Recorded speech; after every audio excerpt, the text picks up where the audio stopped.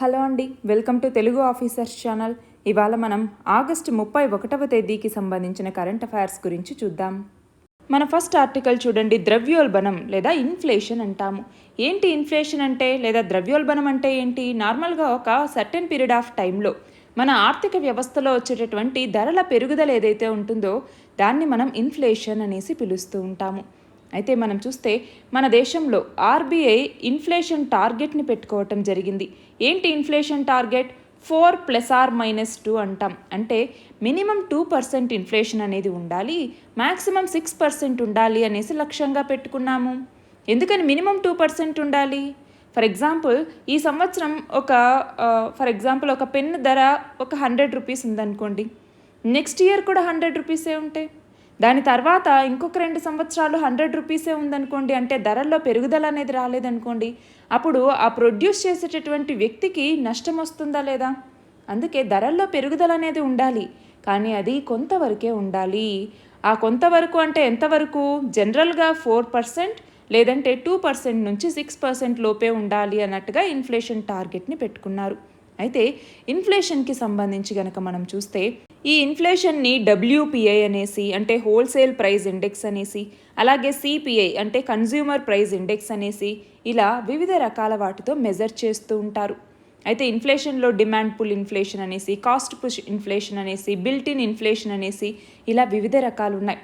అయితే ఇన్ఫ్లేషన్కి సంబంధించి వీటిని తగ్గించడానికి మన భారత ప్రభుత్వం ఏమేమి ఇనిషియేటివ్స్ తీసుకుందండి? ఇంపార్టెంట్గా మనం చెప్పేవేంటి? 1 ఫిస్కల్ పాలసీ అన్నటువంటిది, 2 మానిటరీ పాలసీ అన్నటువంటిది. ఫిస్కల్ పాలసీ అన్నటువంటిది ఎవరు దీనికి సంబంధించి తీసుకుంటారు మెజర్స్? గవర్నమెంట్ ఎక్కువగా దీనికి సంబంధించి మెజర్స్ తీసుకుంటుంది. ఈ ఫిస్కల్ పాలసీ కింద టూల్స్గా మనం ఏమేమి చెప్తాము? ట్యాక్సెస్ అంటే డైరెక్ట్ ట్యాక్స్ కానివ్వండి, ఇండైరెక్ట్ ట్యాక్స్ కానివ్వండి, అలాగే పబ్లిక్ ఎక్స్పెండిచర్ని డిక్రీజ్ చేయటం, ఇవన్నీ ఫిస్కల్ పాలసీ యొక్క టూల్స్గా మనం చెప్తూ ఉంటాము. మరి మానిటరీ పాలసీ, ఈ మానిటరీ పాలసీ అన్నటువంటిది ఆర్బీఐ తీసుకొస్తుంది. దీంట్లో కాంట్రాక్షనరీ పాలసీ అనేసి, ఎక్స్పాన్షనరీ పాలసీ అనేసి ఇలా మనం చెప్తుంటాం. అందులో ఈ మానిటరీ పాలసీ ఏంటి అంటే మన ఎకానమీలో ఉండేటటువంటి డిఫరెంట్ సెక్టార్స్కి కావాల్సినటువంటి రిక్వైర్మెంట్స్ ఏవైతే ఉంటాయో వాటిని తీర్చగలిగేటటువంటి మనీని మేనేజ్ చేయటాన్ని మానిటరీ పాలసీ అంటాం. ఈ మానిటరీ పాలసీ కింద మనం రెపో రేట్ అనేసి, రివర్స్ రెపో రేట్ అనేసి, బ్యాంక్ రేట్ అనేసి ఇవన్నీ వీటి కింద చెప్తాము. అయితే మనం ఇందాకే చెప్పుకున్నాం ఏమని? ఇన్ఫ్లేషన్ని హోల్సేల్ ప్రైస్ ఇండెక్స్ అనేసి, CPI కన్జ్యూమర్ ప్రైస్ ఇండెక్స్ అనేసి, అలాగే ప్రొడ్యూసర్ ప్రైస్ ఇండెక్స్ అనేసి, కమాడిటీ ప్రైస్ ఇండెక్స్ అనేసి, కోర్ ప్రైస్ ఇండెక్స్ అనేసి ఇలాంటి వాటితో చాలా వరకు మనం మెజర్ చేస్తూ ఉంటాం. అయితే ఇక్కడ గమనించాల్సింది ఏంటి? రీసెంట్గా మన ప్రభుత్వం ఆహార ఉత్పత్తుల లభ్యత మన దగ్గర సరిగ్గా ఉండాలి అన్నట్టుగా బియ్యం కానివ్వండి, గోధుమలు కానివ్వండి, వీటి ఎగుమతుల మీద సుంకాలను పెంచింది, ఆంక్షలు విధించడం జరిగింది. ఇలాంటి తాత్కాలిక చర్యలతో మనము షార్ట్ టైంలో వీటిని నివారించగలం, కానీ లాంగ్ టర్మ్లోకి వచ్చేసరికి ఎఫెక్ట్ అనేది పడుతుంది. కాబట్టి హడావిడి చర్యలు తీసుకోకుండా సరైనటువంటి ప్రణాళికతో ముందుకెళ్ళాలి అన్నటువంటిది ఈ ఆర్టికల్. మన నెక్స్ట్ ఆర్టికల్ చూడండి. ఫుకుషిమా అణు కర్మాగారం నుంచి శుద్ధి చేసినటువంటి రేడియోధార్మిక జలాల్ని పసిఫిక్ మహాసముద్రంలోకి వదులుతోంది జపాన్ ప్రభుత్వం. అది కూడా రాబోయే 30 సంవత్సరాల పాటు. కానీ చాలా దేశాలు జపాన్ తీసుకున్నటువంటి ఈ నిర్ణయాన్ని అపోజ్ చేస్తూ ఉన్నాయి. కానీ ఇంటర్నేషనల్ అటామిక్ ఎనర్జీ ఏజెన్సీ మాత్రం జపాన్ ఈ నీటిని వదిలిపెట్టడానికి అనుమతినివ్వటం జరిగింది. అయితే ఇక్కడ మనము గమనించాల్సినటువంటిది ఏంటి అంటే మెరైన్ బయోడైవర్సిటీ అనేది దెబ్బతింటుంది అన్నటువంటిది ఒక కన్సర్న్. అలాగే రెండవది, ఇప్పుడు ఈ శుద్ధి చేసినటువంటి రేడియోధార్మిక నీటిలోంచి ట్రిటియం అన్నటువంటిది హైడ్రోజన్ యొక్క ఐసోటోప్ అనమాట. ఈ ట్రిటియంని తొలగించటం అనేది చాలా కష్టమైనటువంటి పని అన్నట్టుగా. ఇంకొకటి ఏంటి? మత్స్య సంపద మీద ఎఫెక్ట్ అనేది పడుతుంది, దాన్ని తినటం వల్ల మనుషులకు కూడా ఇది ఎఫెక్ట్ అవుతుంది అన్నట్టుగా చాలా దేశాలు జపాన్ ఇలా అణుజలాలను విడుదల చేయటం మీద అభ్యంతరాన్ని వ్యక్తం చేస్తూ ఉన్నాయి. అయితే ఇక్కడ మనం గమనించాల్సింది ఏంటి? ఈ ఫుకుషిమా నుంచి వదిలేటటువంటి ఈ జలాలు ప్రమాదకరం కాదు అన్నట్టుగా యునైటెడ్ నేషన్స్ ప్రకటించింది. IAEA దీనికి సంబంధించి పర్మిషన్ అనేది ఇవ్వటం జరిగింది. జపాన్ ప్రభుత్వం రీసెంట్గా మనం చూస్తే జపాన్ ప్రధాని అయినటువంటి ఫుమియో కిషిదా ఈయన కూడా సముద్రం నుంచి తీసుకొచ్చినటువంటి సీ ఫుడ్ని తినటం జరిగిందనమాట. ఎందుకని? ఇదిగో దీంట్లో అణుధార్మిక పదార్థాలు ఏవీ లేవు, నేను కూడా తింటున్నాను అని చెప్పటం కోసం ఆ పిక్చర్ని షేర్ చేయటం జరిగింది. అంటే ఇక్కడేంటి? ఒకవైపు ఈ సంస్థలేమో అణుధార్మికత అనేటటువంటిది వీటిలో లేదు, ఈ జలాల్లో అవి శుద్ధి చేయబడ్డాయి అన్నట్టుగా చెప్తున్నాయి. కానీ మిగతా దేశాలు వచ్చేసరికి లేదు, అణుధార్మిక జలాల్ని జపాన్లోనే భద్రపరిచి దానికి కాంక్రీట్ కలిపి ఉండాల్సింది అన్నట్టుగా కొంతమంది చెప్తున్నారు. అంతేకాకుండా సముద్రంలోకి వచ్చేటటువంటి ఈ నీళ్ళలో ట్రైటియం కాకుండా, ఈ ట్రిటియం అన్నటువంటిది కాకుండా ఇతర రేడియోధార్మిక కాలుష్యాలు ఉండొచ్చు. అవి దీర్ఘకాలంలో జపాన్ తీరంలో ఉన్నటువంటి ఆ సముద్ర జలాల్ని కలుషితం చేయొచ్చు అన్నట్టుగా కొంతమంది హెచ్చరిస్తూ ఉన్నారు. ఈ నేపథ్యంలో ఫుకుషిమా అణు కర్మాగారానికి సంబంధించి జపాన్ తీసుకున్న ఈ నిర్ణయం గురించి కంప్లీట్ వీడియో చేయటం జరిగింది. మన ఛానల్లో ఎవరైనా చూడని వాళ్ళు ఉంటే దీన్ని చూడొచ్చు. ఎండ్ స్క్రీన్లో దీని లింక్ ఇస్తాను. నెక్స్ట్ చూడండి, ఆదిత్య L1 ప్రయోగానికి సంబంధించి మన ఇస్రో చంద్రయాన్ 3ని విజయవంతంగా ప్రయోగించటం జరిగింది. దాని తర్వాత ఆదిత్య L1 ప్రయోగాన్ని సెప్టెంబర్ 2వ తేదీన ఉదయం 11:50 ప్రయోగించబోతోంది. ఎక్కడి నుంచి ప్రయోగించబోతోంది అంటే శ్రీహరికోటలో ఉన్నటువంటి సతీష్ ధావన్ స్పేస్ సెంటర్ నుంచి ప్రయోగించబోతోంది. వాహక నౌక ఏంటి? పిఎస్ఎల్వి C-57 అన్నటువంటిది. ఈ పిఎస్ఎల్విని వర్క్ హార్స్ ఆఫ్ ఇస్రో అని కూడా పిలుస్తూ ఉంటారు, గుర్తుపెట్టుకోవాలి. అలాగే మనము L1 పాయింట్, లాగ్రాంజ్ పాయింట్ 1లో ఈ ఆదిత్య L1ని ప్రవేశపెట్టబోతున్నాం. అందుకే దీని పేరు L1, ఆదిత్య L1 అన్నట్టుగా పెట్టారు. చూడండి, దీనికి సంబంధించి ఆదిత్య L1 గురించి కూడా మనం వీడియో చేయటం జరిగింది. పూర్తి డీటెయిల్స్ ఈ వీడియోలో ఉన్నాయి, ఒకసారి చూడొచ్చు. మన నెక్స్ట్ ఆర్టికల్ చూడండి, చైనా లైన్ ఆఫ్ యాక్చువల్ కంట్రోల్కి సంబంధించి అక్సైచిన్ ప్రాంతం ఏదైతే ఉందో అది తన భూభాగంలో భాగం అన్నట్టుగా ఒక మ్యాప్ని విడుదల చేయటం జరిగింది. దాని గురించి ఒక వివాదం అనేది నడుస్తోంది. అంతేకాకుండా మనం చూస్తే ఉత్తర లదాఖ్లో సరిహద్దు దగ్గర చైనా చాలా సొరంగాల్ని, బంకర్లని, రహదారుల్ని నిర్మిస్తోంది అన్నట్టుగా ఉపగ్రహ చిత్రాలు చెప్తూ ఉన్నాయి. చూడండి, ఇక్కడంతా పర్సనల్ బంకర్ని ఇక్కడ ఏర్పాటు చేయటం జరిగింది. ఈ టన్నెల్ ఏరియాలో 5 ఎంట్రన్సెస్ అనేవి ఉన్నాయి. ఇక్కడ ఇంకొక బంకర్ ఉంది, ఇక్కడ కూడా టన్నెల్ ఏరియా అన్నటువంటిది ఇక్కడ నిర్మిస్తూ ఉన్నారు. ఇవన్నీ ఇక్కడ జరుగుతూ ఉన్నాయి అన్నట్టుగా ఉపగ్రహ చిత్రాల ద్వారా మనం తెలుసుకుంటూ ఉన్నాము. అయితే ఇది మా ప్రాంతం అన్నట్టుగా చైనా చెప్తోంది, కానీ అది మన ప్రాంతం. అంటే అక్సైచిన్లోనే ఇది ఉంది. అక్సైచిన్ అన్నటువంటిది 2 దేశాలకి మధ్య వివాదాస్పద ప్రాంతం. మరి దాన్ని చైనా మా దేశంలో భాగం అనేసి ఎలా చెప్పుకుంటుంది? దీనికి సంబంధించి ఆల్రెడీ 2 దేశాల మధ్య ఘర్షణలు అనేవి జరుగుతున్నాయి.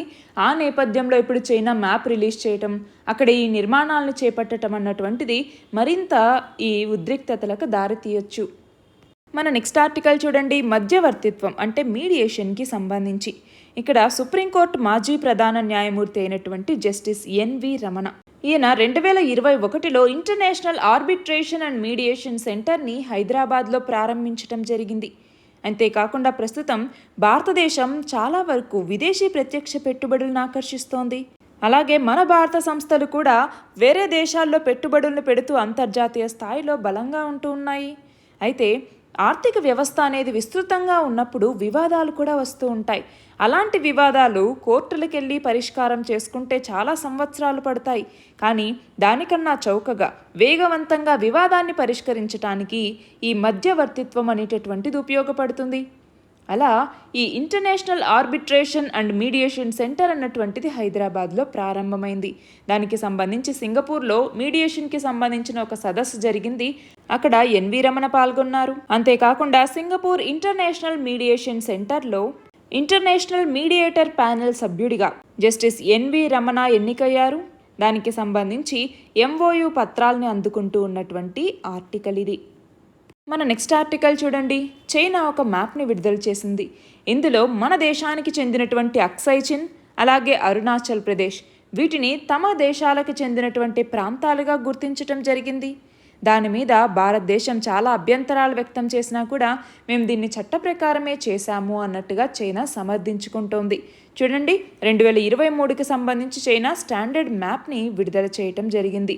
దేశ సార్వభౌమత్వాన్ని ప్రతిబింబించే సాధారణ ప్రక్రియ ఇది అన్నట్టుగా చైనా దీన్ని సమర్థించుకుంది. మన నెక్స్ట్ ఆర్టికల్ చూడండి, ఆఫ్రికాలో ఉన్నటువంటి ఇక్కడ చూడండి గబోన్ అన్నటువంటి దేశం. ఈ గబోన్ దేశంలో సైనిక తిరుగుబాటు అనేది జరిగింది.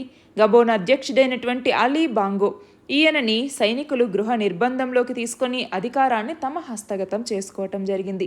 అయితే ఆఫ్రికాలో ఇదే మొదటి తిరుగుబాటు కాదు. మనం చూస్తే చూడండి, 2023 జూలైలో నైగర్లో ఇలాంటిదే జరిగింది. తర్వాత 2020లో మాలీలో ఇలాంటిదే జరిగింది. అలాగే చాద్ ఈ ప్రాంతంలో 2021లో ఇలానే జరిగింది. 2021 సెప్టెంబర్లో గినియాలోనూ ఇలా తిరుగుబాటు జరిగింది. 2021 అక్టోబర్లో సూడాన్లో ఇలా సైన్యం తిరుగుబాటు చేసింది. 2022 జనవరిలో బుర్కినా ఫాసోలో కూడా సైన్యం తిరుగుబాటు చేసింది. ఇప్పుడు గబోన్లో ఈ తిరుగుబాటు చేయటం జరిగింది. మన నెక్స్ట్ ఆర్టికల్ చూడండి. దక్షిణ భారతదేశంలో మొదటగా గుంటూరులో వాహనాల స్క్రాపింగ్ యూనిట్ని ఏర్పాటు చేయటం జరిగింది. అయితే ఇక్కడ మనం చూస్తే కాలం చెల్లిన వాహనాలని గనక అక్కడ అప్పగిస్తే కొత్త వాటి కొనుగోలులో రాయితీ ఇస్తారు. దీనిని దేని కింద ఇస్తూ ఉన్నారు అంటే వెహికల్ స్క్రాపేజ్ పాలసీ అనేసి గవర్నమెంట్ తీసుకొచ్చింది. వెహికల్ స్క్రాపేజ్ పాలసీ అనేసి దీని ప్రకారం 20 సంవత్సరాల కన్నా ఎక్కువ వయసు ఉన్నటువంటి వెహికల్స్ రిజిస్ట్రేషన్ సర్టిఫికెట్ని పొందేటప్పుడు అవి అన్ఫిట్ అనేసి మనకి తెలిసిందనుకో, వాటిని రెన్యూ చేయరు. అలాగే వాటి రిజిస్ట్రేషన్ని తీసేయటం జరుగుతుంది. అప్పుడు వాటిని గనక ఆ వెహికల్స్ని ఈ రిజిస్టర్డ్ వెహికల్ స్క్రాపింగ్ ఫెసిలిటీ దగ్గర అంటే ఇలా స్క్రాపింగ్ యూనిట్స్ దగ్గర ఇస్తే వాళ్ళకి ఒక సర్టిఫికెట్ని ఇవ్వటం జరుగుతుంది. ఆ సర్టిఫికెట్ని చూపిస్తే వాళ్ళకి కొన్ని ఇన్సెంటివ్స్ని ఇస్తారు. అది ఏంటి అంటే ఒక వెహికల్ని కొత్తగా కొన్నప్పుడు దాని యొక్క ఎక్స్ షోరూమ్ ప్రైస్లో 4 నుంచి 6% వరకు డిస్కౌంట్ ఇవ్వటం జరుగుతుంది. అలాగే ట్యాక్స్ రిబేట్ని కూడా ఇస్తారు. అంటే ఏంటి, రోడ్ ట్యాక్స్కి సంబంధించి పర్సనల్ వెహికల్స్ అయితే 25%, అలాగే కమర్షియల్ వెహికల్స్కి అయితే 15% ట్యాక్స్ రిబేట్ని ఇస్తారు. అలాగే కొత్త వెహికల్స్కి సంబంధించి 5% డిస్కౌంట్ ఇవ్వటం జరుగుతుంది. అలాగే రిజిస్ట్రేషన్ ఫీజు కూడా తీసుకోరన్నమాట. అది ఈ వెహికల్ స్క్రాపేజ్ పాలసీకి సంబంధించి. చూడండి, ఈ పాలసీ యొక్క సేలియంట్ ఫీచర్స్ ఏంటి అన్నట్టుగా ఇక్కడ ఇవ్వటం జరిగింది. దీని ద్వారా పొల్యూషన్ని తగ్గించవచ్చు, రోడ్ ప్యాసింజర్ మరియు వెహికులర్ సేఫ్టీని పెంచవచ్చు, ఫ్యూయల్ ఎఫిషియన్సీని పెంచవచ్చు, మెయింటెనెన్స్ కాస్ట్ని తగ్గించవచ్చు. అలాగే ఇప్పుడున్నటువంటి ఇన్ఫార్మల్ వెహికల్ రీసైక్లింగ్ ఇండస్ట్రీని ఇప్పుడు మళ్ళీ ఫార్మలైజ్ చేయొచ్చు. అలాగే వెహికల్ స్క్రాప్ని మళ్ళీ రీసైక్లింగ్ చేయొచ్చు. అలాగే సర్క్యులర్ ఎకానమీని ఎకో ఫ్రెండ్లీ మేనర్లో ప్రమోట్ చేయొచ్చు. అలాగే రిజిస్టర్డ్ వెహికల్ స్క్రాపేజ్ ఫెసిలిటీని సెటప్ చేయొచ్చు. అంటే ఇలా స్క్రాపింగ్ యూనిట్ని మనం సెటప్ చేయొచ్చు. నెక్స్ట్ ఇక్కడ చూడండి, అంతర్జాతీయ యూత్ ఎకో హీరో పురస్కారం 2023ని గెలుచుకున్న భారతీయ యువతి ఎవరు అంటే మాన్యా హర్ష. ఈ ఎకో హీరో పురస్కారాన్ని పర్యావరణ సమస్యల్ని పరిష్కరించే 8 నుంచి 16 ఏళ్లలోపు వయసు వాళ్ళకి ఇస్తారు. ప్రపంచవ్యాప్తంగా 17 మంది యువతీ యువకుల్ని ఈ అవార్డుకి ఎంపిక చేస్తే భారత్ నుంచి ఈమె ఎంపికైంది. ఈమె చేపట్టినటువంటి సన్షైర్ అనే ప్రాజెక్ట్కి ఇలాంటి గుర్తింపు వచ్చింది. నెక్స్ట్ చూడండి, ఎజెండా 2063 ఏ అంతర్జాతీయ సంస్థకి సంబంధించింది అంటే ఆఫ్రికా యూనియన్కి సంబంధించింది. రీసెంట్గా జరిగినటువంటి బ్రిక్స్ సమావేశంలో ఈ ఎజెండా 2063 సాధనలో భాగంగా ఆఫ్రికా యూనియన్ అన్నటువంటిది భారతదేశానికి సన్నిహిత మరియు విశ్వసనీయ భాగస్వామి అన్నట్టుగా మన ప్రధాని చెప్పారు. అంతేకాకుండా ఈ సంస్థ శక్తివంతంగా రూపుదిద్దుకునేందుకు వచ్చే 50 ఏళ్లలో సాధించాల్సిన లక్ష్యాల మీద 2013లో తయారు చేసినటువంటి ఆర్థికాభివృద్ధి నమూనానే ఈ ఎజెండా 2063 అన్నటువంటిది. నెక్స్ట్ చూడండి, అంతర్జాతీయ వాణిజ్య వివాదాల పరిష్కారంలో ప్రపంచవ్యాప్తంగా ప్రసిద్ధి పొందినటువంటి సింగపూర్ అంతర్జాతీయ మధ్యవర్తిత్వ కేంద్రం లేదా సింగపూర్ ఇంటర్నేషనల్ మీడియేషన్ సెంటర్లో ఉన్నటువంటి ఇంటర్నేషనల్ మీడియేటర్ ప్యానెల్ సభ్యుడిగా సుప్రీంకోర్టు మాజీ ప్రధాన న్యాయమూర్తి అయినటువంటి జస్టిస్ ఎన్వి రమణ ఈయన నియమితులయ్యారు. మనం చూస్తే ఎన్వి రమణ 2021 ఏప్రిల్ 24 నుంచి 2022 ఆగస్టు 26 వరకు సుప్రీంకోర్టుకి 48వ ప్రధాన న్యాయమూర్తిగా పనిచేయటం జరిగింది. నెక్స్ట్ చూడండి, కేంద్ర ప్రభుత్వం పాకిస్తాన్లో ఉన్నటువంటి భారత రాయబారి కార్యాలయంలో డిప్యూటీ హై కమిషనర్గా గీతికా శ్రీవాత్సవ ఈమెని ఆగస్టు 29వ తేదీన నియమించడం జరిగింది. అలా ఈ బాధ్యత చేపట్టినటువంటి తొలి మహిళగా ఈమె రికార్డు సృష్టించింది. నెక్స్ట్ చూడండి, ఇటీవల ప్రకటించిన 69వ జాతీయ చలనచిత్ర పురస్కారాల్లో జాతీయ ఉత్తమ సమగ్రతా చిత్రంగా నర్గీస్ దత్ పేరిట ఇచ్చే పురస్కారాన్ని ఏ చలనచిత్రం గెలుచుకుంది అంటే ది కశ్మీర్ ఫైల్స్ అన్నటువంటిది. ఈ 69వ జాతీయ చలనచిత్ర పురస్కారాలకు సంబంధించి ఏ వాటికి ఏ కేటగిరీలో పురస్కారాలు వచ్చాయన్నట్టుగా గుర్తుపెట్టుకోవాలి. నెక్స్ట్ చూడండి, బ్యాడ్మింటన్ వరల్డ్ ఫెడరేషన్ 2023కి సంబంధించి ఆగస్టు 29న ర్యాంకుల జాబితా ఇవ్వటం జరిగింది. అందులో భారత స్టార్ షట్లర్ అయినటువంటి హెచ్ఎస్ ప్రణయ్, ఈయన పురుషుల సింగిల్స్లో 6వ ర్యాంకు సాధించారు. లక్ష్య సేన్ 12వ స్థానం, కిదాంబి శ్రీకాంత్ 20వ స్థానాల్లో ఉన్నారు. మహిళల సింగిల్స్లో అయితే పివి సింధు 14వ ర్యాంకులో ఉంది. పురుషుల డబుల్స్లో సాత్విక్ సాయిరాజ్, చిరాగ్ శెట్టి వీళ్ళు 2వ స్థానంలో ఉన్నారు. మహిళల డబుల్స్లో గాయత్రి గోపీచంద్, ట్రీసా జాలీ వీళ్ళు 17వ స్థానంలో ఉన్నారు.